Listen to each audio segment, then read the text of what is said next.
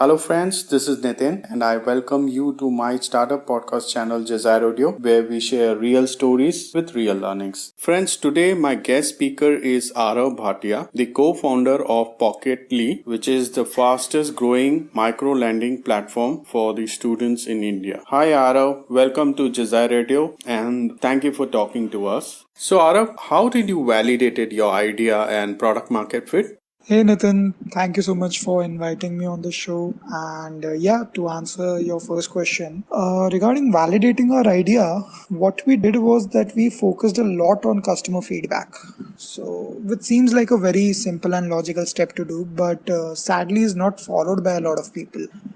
What we did was that before starting a business, we went about to these colleges and we tried to talk to a potential user base, which who weren't even like when our app wasn't even launched, to try to understand what would be the use cases of our app and what particular features would they definitely need on the app based on our description of the idea to them, and based on we also have some competition, so they were able to get some idea of what we were kind of building. So from there we were able to validate our idea, and I would always say that traction is something which proves product market fit. So we continuously kept getting customer feedback, and when we eventually got traction, basis of that we were able to know that we have received product market fit. So I'll tell you, in our initial about 2 days of launch, so after 2 days of launching a product, we got 1,000 users onto a platform, which is a incredible task, I feel. So that I would say that was the moment wherein we felt that yes, we have the product market fit achieved. Great. So, what was your go to market strategy to gain further traction? What challenges you faced and how you overcame them? Yeah, again, to answer this question regarding go-to-market strategy and the challenges, so traction is something that we have been very proud of. And so let me just begin by telling you some of our traction points. So today we have 53,000 downloads on our app as we are speaking, and we have 5,000 users who are transacting with the app on a regular basis. And all of this traction, all these 53,000 downloads and all these 5,000 customers have been achieved with zero CAC. So as a company, in the past 7 months, we've launched our product 7 months ago only. As a company, we have spent 0 rupees on marketing as of yet.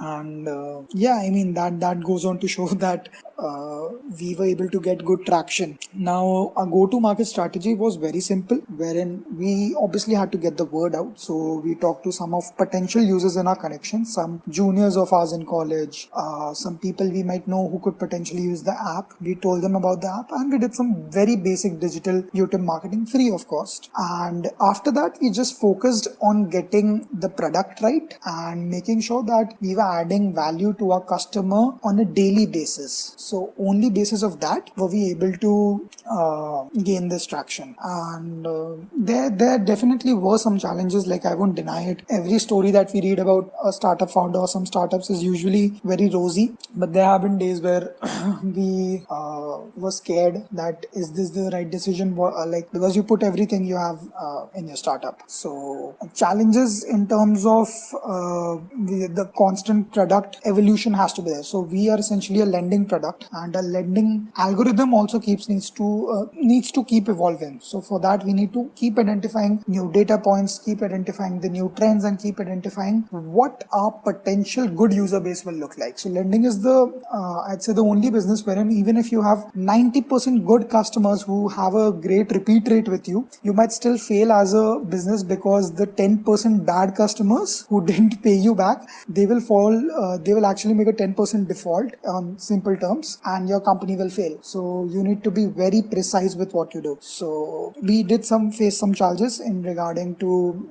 I'd say we will also keep facing these challenges in terms of constantly evolving a product, but that is why we have started this journey, and it's exciting to do so. So you and your co-founder, before working on Pocketly, have already worked on 2 startups. What do you think are the key ingredients of having a great team? So I think this is a great question, by the way.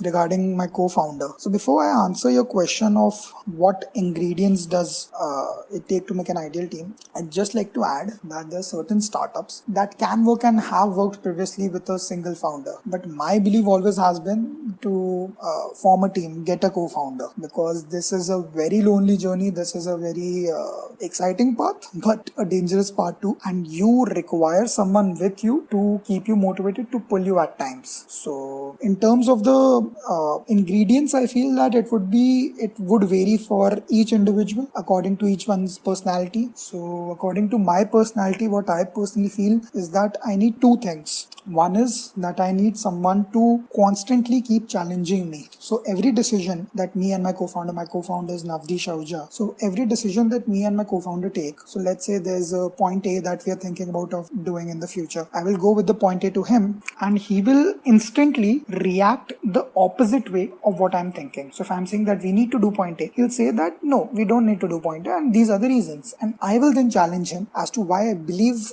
it should be done, and he will challenge me why he believes it shouldn't be done. Now, how that helps is that we both obviously want the good for the company. So at the end, we will come to a decision making. So like while arguing, we'll be able to find all the pros and cons. So that is one ingredient I'd say. And second is keep motivating each other. As I told you, it's a very lonely journey, and at times they're obviously your friends and family to support you, but you need someone on the same boat with you. So with the same stakes as you. So when someone is is in the same boat as if you, there's obviously the fact that if the boat sinks, you both go down, and if it sails, you both are able to actually take speed and able to gain from that. So yeah, I mean, I believe that these are the perfect ingredients for an ideal team, especially for me. And I'd like to add that my co-founder had worked with two startups with him previously, and I'd say it wasn't as much successful as this one, but I definitely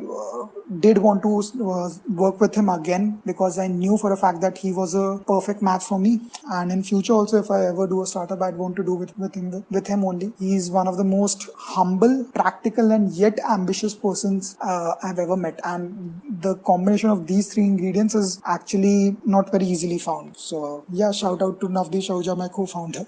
Awesome. So tell us about your fundraising journey.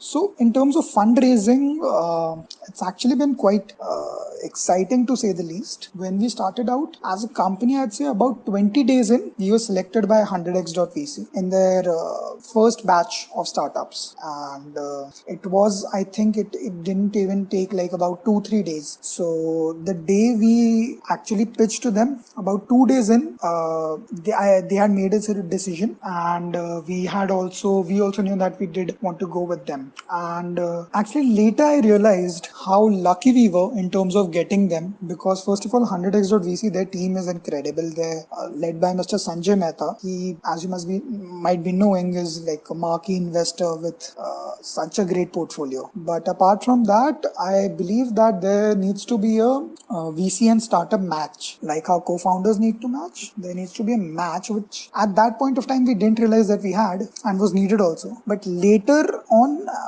we realized that we had found actually a really good VC in terms of the fit that was needed. So yeah, that was really great. They have helped us along a lot after that. We have met a lot of angel investors, family offices, and some VC funds. And in our second round of funding, we deliberately approached some angels and have been able to get some potentially really great people who would add smart money, not just money. It would be value also that they'll be adding. And there are some deals which still need to be closed in terms of a second fund. And the people that are going to come on board with us, potential investors, I'm really excited for them because they're incredible people with great businesses, with great value that they'll be adding. So yeah, it's been an exciting journey. Let's see how it goes in the future.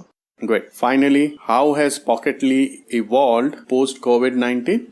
So COVID-19, I believe, has been tough for a lot of startups. And as a lending business, it definitely has somewhere affected us. So at this point of time, it did affect us. For the past, since the lockdown was announced actually, we have stopped new user onboarding. We only want to focus on our old users, provide them value and services, and keep building our product. So what we have done after COVID is that we have worked on product development, tried to get even more customer feedback, and evolve as a company to be able to provide much more value to our users. So that is what we have done. And in terms of what we will look like after this scenario is over, is that I think we are already ready for the opportunity. We have all the things we need, all our bases are covered to explode after this, and hopefully after some time we will be able to accelerate our growth again. Thank you, Aarav, for sharing your wonderful insights with us. So thank you so much, Nitin. I'd just like to add at the end that what you are doing with this podcast is really great. I think that you're adding value to your users a lot. And I think I was sharing a story with you before this wherein I told you that there were some podcasts that I'd listened to very early on and during my college days, I think. And today, in terms of my personal or professional career, they add value to me. So sometimes you don't even realize what kind of value good content brings to you. And it might actually affect your life or your perception later at any point of time. So what you're doing over here is really great. I want to applaud you for that. And finally, yeah, thank you so much for having me over. Thank you. Thanks, Aarav, for the kind words. Pleasure to have you on Desire Audio. Wish Pocketly a great success ahead. Lastly, I want to thank all the listeners who took their valuable time to listen to this podcast. Keep rocking, be safe, and don't forget to share.